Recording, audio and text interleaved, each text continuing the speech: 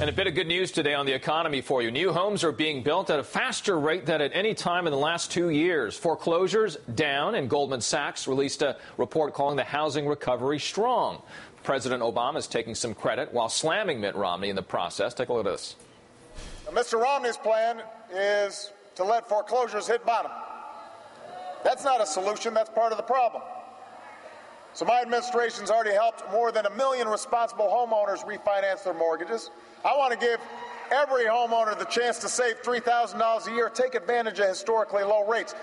That's an example of the difference in this election. Our Jared Bernstein is an MSNBC contributor and former chief economic advisor to Vice President Biden. Jared, good to see you. In just the first quarter of this year, you were telling us over 700,000 homes with mortgages underwater are now above water due to price appreciation. And so the question has to be asked when you're sitting from the president's seat here, would have that been possible had foreclosures simply been allowed to bottom out as Mitt Romney has been recommending? And if you were to take that tax starting now, you still have lots of underwater mortgages.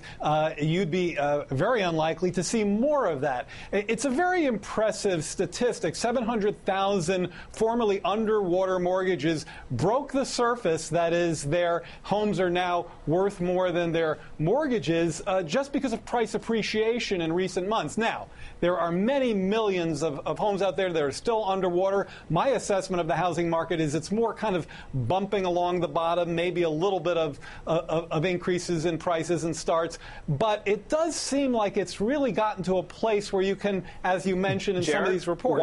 Why are we seeing a little bit of appreciation here?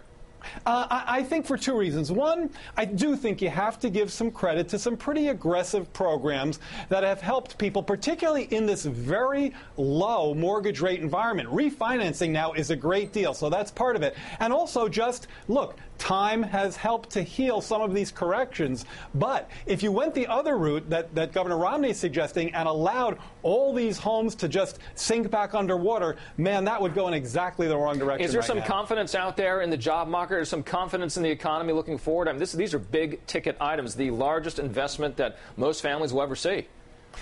You know, I think it's going to help a lot. One of the anvils around this economy's neck has always been the housing market. And when you have very low interest rates, one of the ways you get traction on those low rates, like when the mortgage refinancing, is through the housing market. But if prices are falling, you can't get that. A little bit of price appreciation can go a long way, Richard. We'll take it. Overseas, you've been watching this. The markets are reacting to that today. A little bit down. Spain now saying it expects to be in recession for another year. Moody's taking the step to, at least their first step, toward downgrading their credit rating for the country.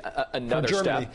Yeah. Its outlook for Germany, and there are fears also that Greece may leave the Eurozone. Add that to the calculation as well. When you look at this, it's a drag on the U.S. recovery perhaps, and it's very key, of course, to an election that will largely be decided on the economy. What you're thinking? Look, you're going from a little bit of a bright spot to a pretty dark spot. I think when it comes to Europe, the way we have to think about it is this.